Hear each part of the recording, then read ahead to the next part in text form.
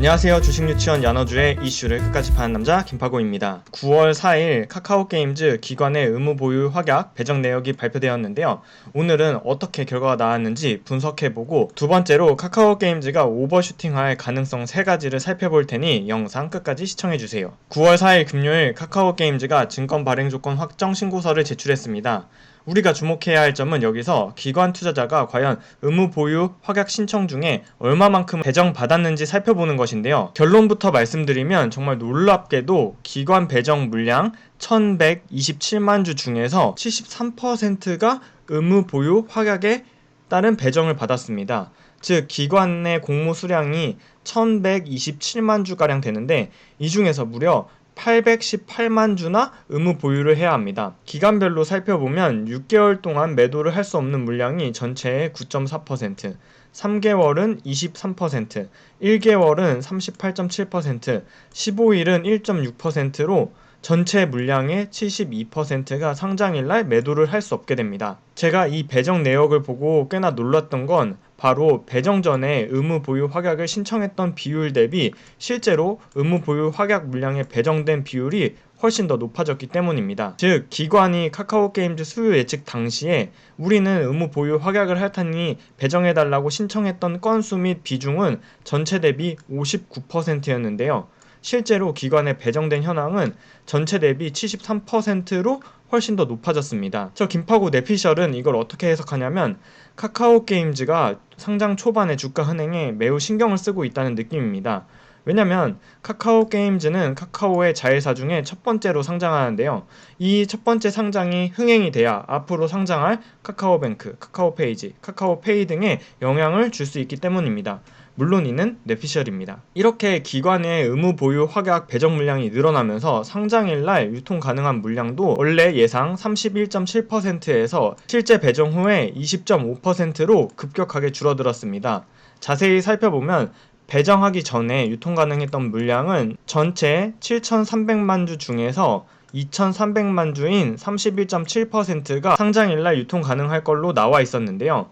이 중에서 기관의 유통 물량이 꽤나 큰 비중을 차지했는데, 9월 4일 신고서가 나오면서 이 기관에 배정된 물량 중에 무려 70%가 넘게 의무 보유 확약을 걸면서 상장일날 유통 가능한 물량은 전체 7,300만 주 중에서 1,500만 주인 20%로 줄게 되었습니다. 즉 기관이 원래는 상장일날 15.4%의 물량을 매도할 수 있을 걸로 예상했었는데, 실제로 배정 내역을 까보니 4.2%인 300만 주만이 상장일날 매도 가능하게 된 거죠. SK바이오팜 때의 사례와 비교해보면 반대의 결과입니다. SK바이오팜 때는 수요 예측 당시 기관들이 전체 신청의 81%나 되는 수량을 의무 보유 확약하겠다고 신청했었는데, 실제 배정된 수량은 52%가 되면서 상장일날 유통 가능 물량이 더 늘어나게 되는 효과를 발생했는데요. 이번 카카오게임즈는 반대로 상장일날 유통 가능 물량이 줄어드는 상황이 발생하게 된 것이죠. 이는 공모주 청약에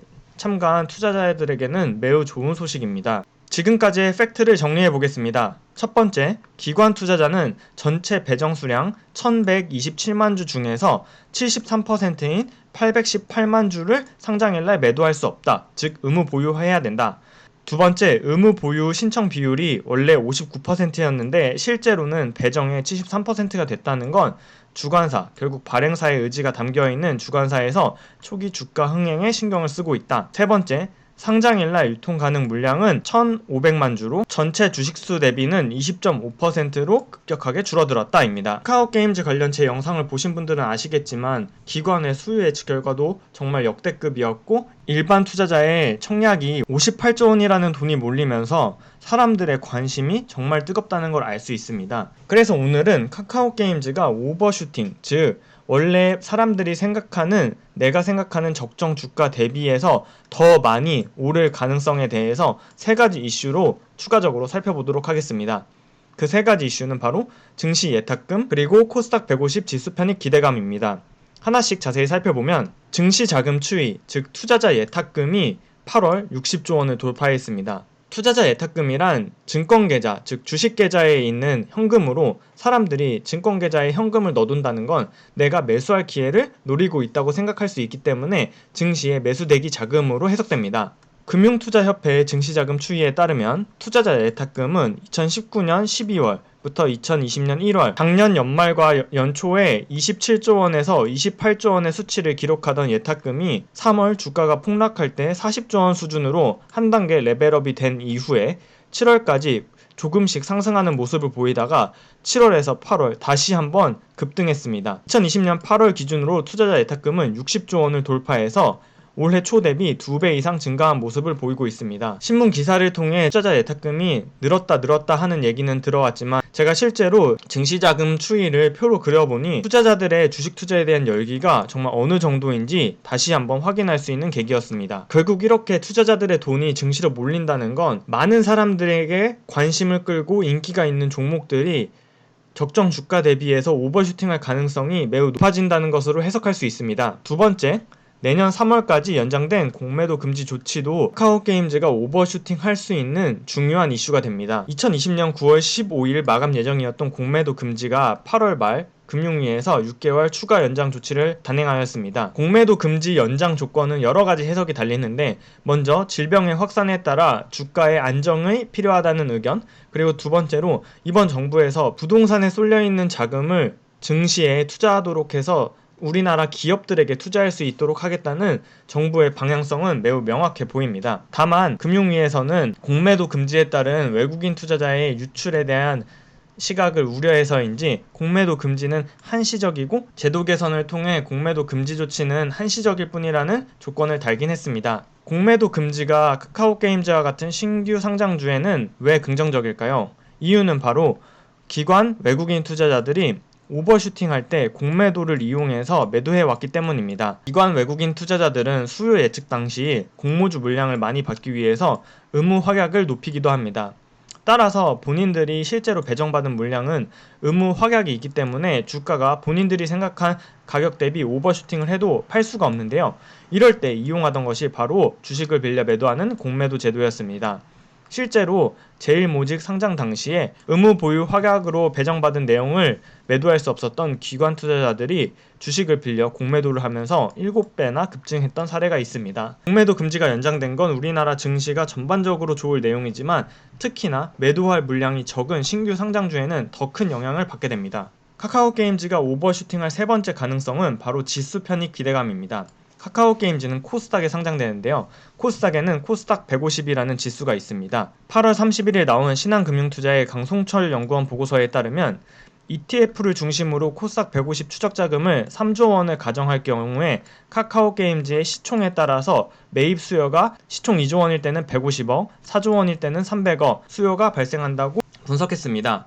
카카오게임즈는 10월에 상장되고 정기 편입은 12월인데 지수 편입에 따라서 주가가 오르는 건 여태까지 많은 사례가 있는데 투자자분들이 가장 쉽게 생각할 수 있는 건 최근 미국 주식인 테슬라가 S&P 500에 편입할 수 있는 기대감이 더해지면서 폭발적인 상승을 했던 것도 예를 들 수 있고 SK바이오팜 때도 코스피 200에 조기 편입될 수 있는 기대감 때문에 주가가 더 가파르게 상승하기도 했습니다. 카카오게임즈가 상장 후에 시총이 얼마까지 갈지 알 수 없지만 우리에게 중요한 건 카카오게임즈의 시가총액이 증가하면 증가할수록 지수 편입에 따라 매입해야 하는 금액 또한 증가한다는 사실 자체가 중요합니다. 즉 이러한 기대감이 카카오게임즈의 주가에 매우 긍정적으로 작용할 예정입니다.